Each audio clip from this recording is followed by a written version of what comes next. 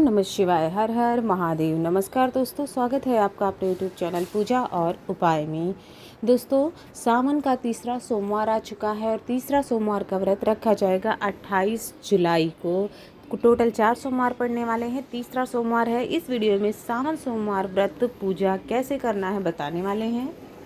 दोस्तों, सबसे पहले तो आपको लेना होगा, अगर आप पार्थिव शिवलिंग बनाना चाहते हैं तो, क्योंकि सावन में पार्थिव शिवलिंग के पूजन का विशेष महत्व होता है। आपके घर में शिवलिंग है तो आप उस शिवलिंग की भी पूजा कर सकते हैं, और अगर आप मंदिर जाके जलाभिषेक करना चाहते हैं तो आप मंदिर में भी जाके जलाभिषेक कर सकते हैं, दोनों तरीके से। और अगर आपके घर में शिवलिंग नहीं है, मंदिर दूर है, तो आप पार्थिव शिवलिंग मिट्टी का आसानी से बनाकर पूजा कर सकते हैं। बनाने के लिए तरीके दो होते हैं, या तो आप पूरा अच्छे से शिवलिंग बनाएं मिट्टी से, या तो फिर आप केवल लिंग का आकार दे करके अपने गमले में ही लिंग का आकार दे दीजिए और वहीं पर जलाभिषेक वगैरह पूजा अर्चन विधि विधान से कर लीजिए। वो भी सबसे आसान तरीका होता है। अगर आप एक ही दिन रोज़ अगर आप जैसे शिवलिंग बना रहे हैं पार्थिव शिवलिंग, तो आप गमले में बना के आसानी से पिंडी जैसा आकार दे करके लिंग जैसा बस उतना करके कर लीजिए। लेकिन जैसे कुछ विशेष अवसरों पर बना रहे हैं, जैसे सोमवार हो गया है, कुछ ही दिन बनाना है, तो फिर आप अगर अच्छे से बनाते हैं, देखिए इस प्रकार, तो बहुत अच्छा माना जाता है। आप किसी शुद्ध स्थान की या फिर अपने गमले से मिट्टी ले लें, तुलसी के गमले को छोड़ करके। गमला से मिट्टी लेने के बाद आप उसको गंगा जल थोड़ा सा उसमें डाल दीजिए, उसको शुद्ध कर लीजिए और गीला कर लीजिए अच्छी तरह से। उसके बाद इस वीडियो में आपने देखा कैसे मैंने शिवलिंग का आकार दिया हुआ है, इस तरह से आप शिवलिंग में नीचे बेलपत्र रख के शिवलिंग का निर्माण कर लीजिए। आप उसमें नाग देवता को भी बना सकते हैं, और देखिए पानी लगा के उसको आप चिकना कर लीजिएगा, क्योंकि दरारें जो हैं वो शिवलिंग में नहीं होनी चाहिए। मिट्टी की मूर्तियों में दरारें अच्छा नहीं माना जाता है। उसके बाद अगर आपको कुछ टाइम बाद पूजा करनी है तो शिवलिंग के ऊपर अक्षत या फिर बेलपत्र कुछ ज़रूर रख देना चाहिए। इस तरह से फिर जब आपका पूजा का समय होता है, जैसे अगर तुरंत बना के पूजा कर रहे हैं तो अक्षत रखने की ज़रूरत नहीं है, लेकिन अगर जैसे कल बनाया है या आज सुबह बना के शाम को पूजा करनी है तो आप कुछ ज़रूर शिवलिंग के ऊपर जो आपने बनाया है उस पर रख देना चाहिए। उसके बाद आप एक चौकी लीजिए, चौकी पर पीला या सफ़ेद कपड़ा, हल्के रंग पसंद है भोलेनाथ को पीला सफ़ेद रंग, तो आप उस रंग की जो है कपड़ा बिछा करके भगवान भोलेनाथ की सपरिवार, आपके पास जो भी फ़ोटो है उसको स्थापित कर दीजिए। सपरिवार नहीं है तो भोलेनाथ और माता पार्वती है, उन्हीं को स्थापित कर दीजिए। उसी में गणेश भगवान है तो मैं उसी की पूजा कर दूंगी। अगर आपके पास नहीं है तो उसमें फोटो में नहीं है गणपति देव, तो फिर आप जो है अलग से सुपारी को रख दीजिए या गणेश भगवान की कोई छोटी सी मूर्ति रख दीजिएगा जिसकी आप पूजन अर्चन करेंगे।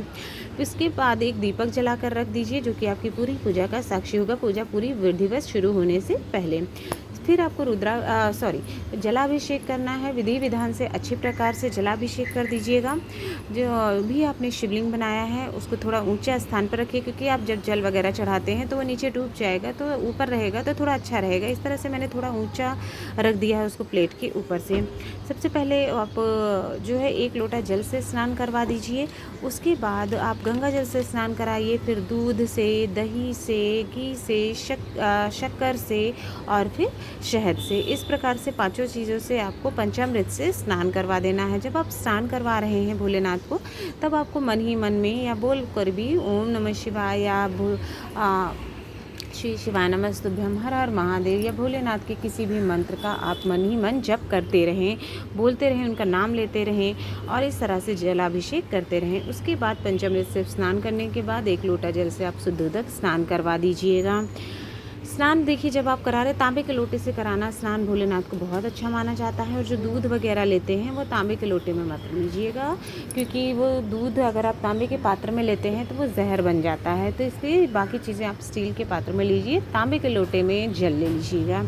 फिर आपको पीले चंदन से देखिए या फिर आप सफ़ेद चंदन से जो है गणेश भगवान को, कार्तिकेय जी को और माता अशोक सुंदरी, पार्वती माता का हस्तकमल और शिवलिंग के ऊपर आपको अच्छी चंदन लगाना है। आप शिवलिंग के ऊपर त्रिपुंड भी बना सकते हैं, अति प्रिय होता है। इसके बाद आप अक्षत चढ़ा दीजिए भोलेनाथ भगवान को। अक्षत खंडित ना हो इस बात का ध्यान रखें। साथ ही साथ 1 चुटकी काले तिल चढ़ा दीजिए जो कि आपकी परेशानियों को, कष्टों को दूर करता है।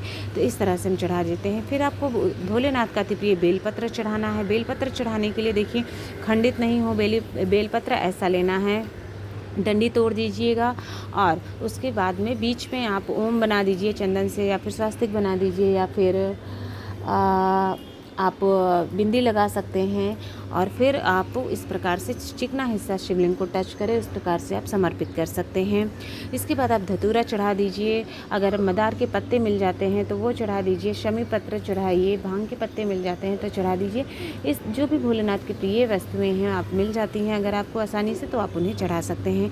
फिर आप सफ़ेद फूल चढ़ा दीजिएगा, नहीं मिलते हैं तो पीले फूल चढ़ा सकते हैं। गौरी माता के लिए आप लाल फूल चढ़ा सकते हैं। और किसी भी तरह से केतकी का फूल मत चढ़ाइएगा। मदार का फूल, कनेर का फूल, ये सारे फूल बहुत अच्छे माने जाते हैं, मिल जाते हैं तो आप ज़रूर चढ़ाएं भोलेनाथ भगवान को। उसके बाद आप जनेऊ अर्पित करिएगा और साथ ही साथ में जो है वस्त्र के रूप में मौली अर्पित कर दीजिएगा। जनेऊ अगर हर सोमवार चाहें तो ना अर्पित करें, तो केवल पहले और आखिरी सोमवार पे आप अर्पित कर सकते हैं।